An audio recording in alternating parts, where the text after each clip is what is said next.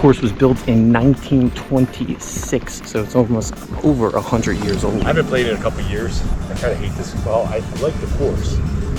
I hate the people running it. And that really says it all. We've all had golf courses like that. There's so much to like about it, but there's so much to hate inside. And I think on this golf review, we're going to talk all about that. We're going to correct what's right and what's wrong with this facility while having as much fun as we can. So let's take a look here at Paxon Hollow. Like I've had 6.5 hour rounds here in the pad. And the course stretches under 6,000 yards at 5,800 yards from those back tees. Even pulling up, I saw bunched up on the back.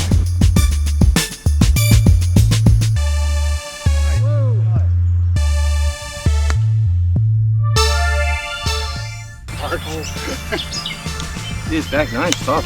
Yeah, but it's a huge bounce. It's running.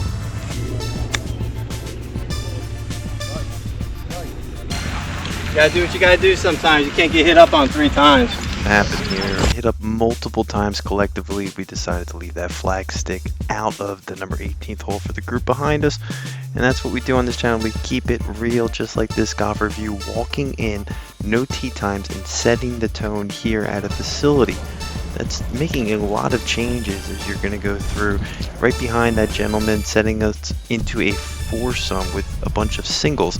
They're making a huge driving range, so you're going to see an opportunity for a range there that we didn't get footage of. But more importantly, we're going to talk all about the history of this original golf course dating back to the fall of 1926, when it was constructed as a 9-hole golf course. And it's fun, depending on where you put the ball in the fairway, it could bounce right off into the woods. Now, the 9-hole golf course was completed in the summer of 1926, being built and designed by J. Franklin Meaden. As you can see this map, only building 6 courses total, a one and done, and only in the Philadelphia area. Then we saw the final 9 holes, completing a full 18 about a year later.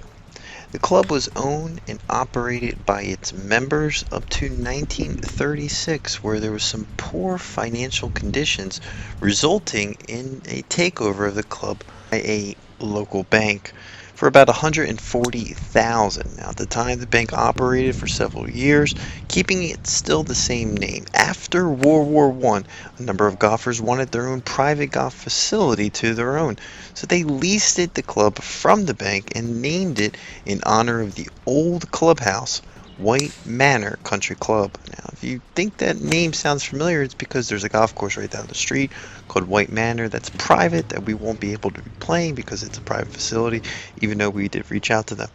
Now, moving into 1962, we had the purchase of a golf club here of the excess of $600,000, and it was unsuccessfully attempt to rezone the property from a real estate developer. Now, the golf course operated as a semi-private facility until 1966, where it decided to change it to an official public facility. Now, during these years, there was an expansion of the clubhouse and club facility. In 1967, the club was purchased by the township, and since then, for it was about over $1 million it was purchased. The owning and operating of the golf course did see some layout changes, with the back 9 were changed, and the original back 9 were 11, 12, 14, 17 remain unchanged. So that's an interesting fact to know. Now, we did see some amateur tournaments such as the Walter Hagen, the Art Wall tournaments. Now, overall, my first impressions of the golf course, I was pretty excited to go out there and slap it around. It had some rich history. It even dates back to 1922 when it was called the Brookline Square Club. It had no golf course at the time, so we don't really care about that. Now, with this full golf facility, you can find some decent rates. It's not on Golf Now, and you're going to spend at least $90 to play it. It comes with a cart, and you'll pay for the cart. There's no discounts to walk. I like walking just because of the footage on the golf course.